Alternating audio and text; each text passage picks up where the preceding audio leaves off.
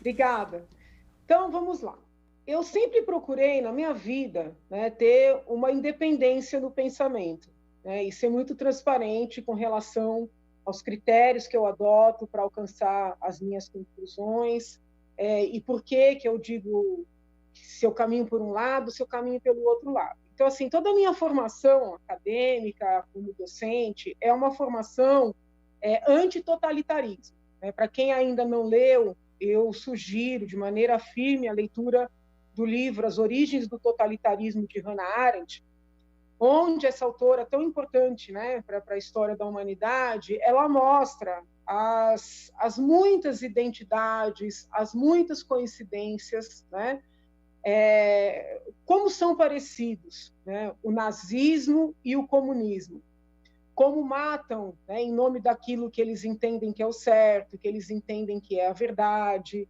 Então, toda a minha formação é uma formação, né, explicitamente contra o comunismo e também contra o nazismo. Né? Eu não vejo esses movimentos como movimentos que se opõem, muito pelo contrário, são movimentos que em vários momentos caminharam juntos. Há figuras históricas que foram vítimas, né? Primeiro do nazismo, depois do comunismo. Então, é muito importante que fique bastante claro, né, para as pessoas que votaram em mim, se eventualmente eu me candidatar a algum outro cargo, né, que eu sou, assim, radicalmente contrária ao comunismo e ao nazismo, ou nazifascismo, né? Tomando a palavra fascismo com a sua roupagem histórica, porque, infelizmente, esses termos vêm sendo muito, assim, banalizados, né? Tudo aquilo que desagrada uma pessoa, a pessoa chama de fascista ou nazista e assim por diante.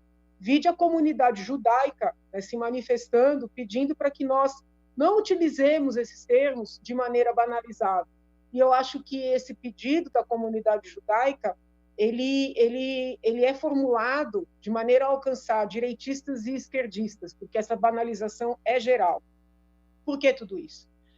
Porque eu gostaria de pedir que vocês, se possível, assistissem a um documentário intitulado Winter on Fire, tá? Que tem aí em várias plataformas, que é um documentário que mostra a recente luta, né, que ocorreu na Ucrânia para derrubar um presidente que estava muito alinhado com a Rússia, fazendo rememorar no povo ucraniano, né, aquele período de totalitarismo da União Soviética, e assustando muito o povo ucraniano, que queria dar um futuro para os seus filhos e netos, aproximando-os da União Europeia. Por que eu peço que assistam a esse documentário? Porque eu sou favorável ou contrária ao que aconteceu na Ucrânia? Neste momento, eu não quero fazer juízo de valor. Eu quero que vocês constatem que esta revolução que houve na Ucrânia, em 2013, 2014, foi uma revolução que derramou muito sangue. Né?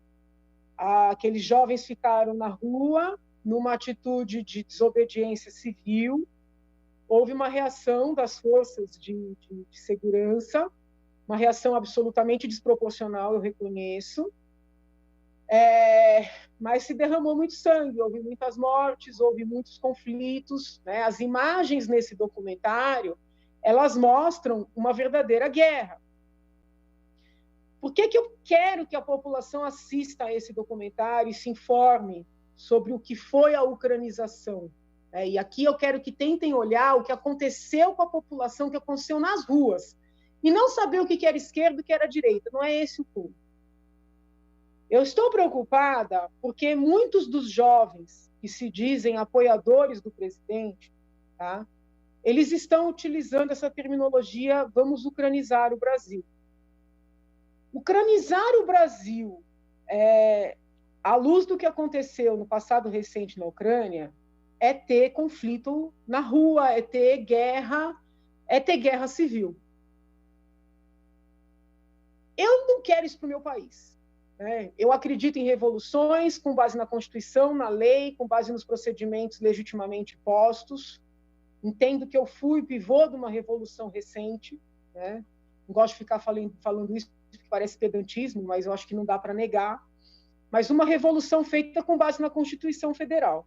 E esses jovens que se dizem apoiadores do presidente, eles estão pregando uma ucranização do Brasil. Então, eu não quero isso para o país, porque isso passa por derramamento de sangue. Então, eu quero que aqueles apoiadores do presidente, que pregam a família, a preservação dos princípios, o conservadorismo, que eles entendam o que esses jovens querem dizer com ucranização. E eu quero chamar a atenção por um ponto muito significativo para mim. Na Ucrânia, a direita estava sendo submetida pela esquerda. A esquerda estava no poder. As pessoas foram às ruas para fazerem desobediência civil. E houve essa reação, e houve conflito, e houve mortes e feridos. Nós estamos num país em que a direita está no poder. Né? O presidente que foi eleito é um presidente assumidamente direitista. Né? Até por isso eu o apoiei, fiz campanha para ele, votei nele. Então, eu não consigo ver lógica nos apoiadores do presidente fazerem desobediência civil. Nos apoiadores do presidente pregarem uma revolução à lá a que aconteceu na Ucrânia. Né? Isso me parece muito incoerente, muito incoerente. Esse discurso estranho desses jovens, né, que se mostram apoiadores do presidente, faz com que eu duvide da veracidade desse apoio. Tá? Eu duvido, não é de hoje, eu já duvido há um bom tempo.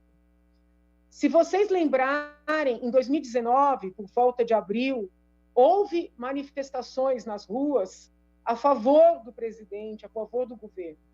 E eu fui veementemente contrária a essas manifestações. Porque eu estava contra o governo, ou porque eu me converti ao petismo ou ao comunismo, como esses jovens me acusaram de ter feito? Não.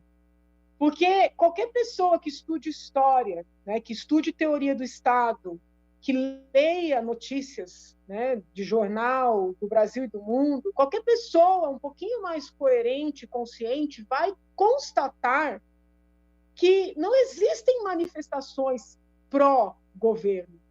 Em regra, quem se manifesta está contra o governo, está querendo derrubar, né, está querendo gerar instabilidade.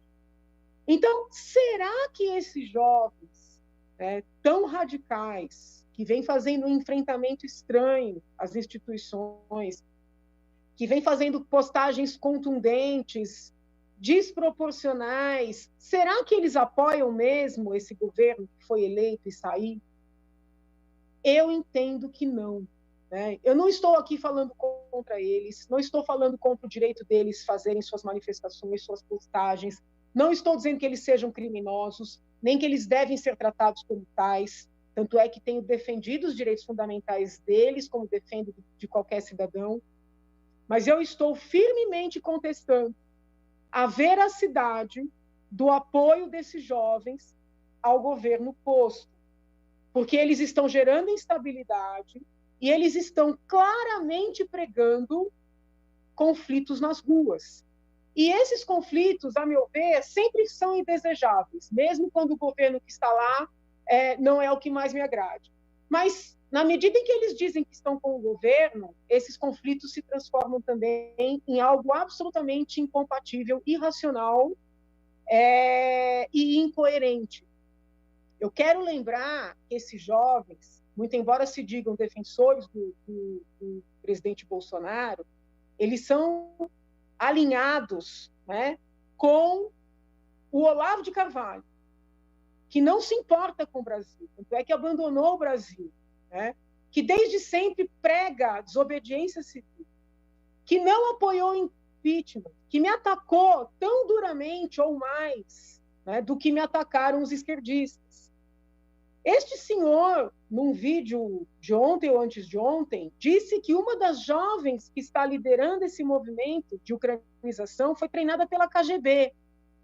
Então, eu quero alertar as pessoas que realmente querem que esse governo dê certo e vá até o final, para não seguirem cegamente estes jovens, né, que estão com um comportamento incompatível com o que é verdadeiramente a democracia e com um comportamento incompatível com aquele que deveria ser ostentado por verdadeiros apoiadores. Muito obrigada.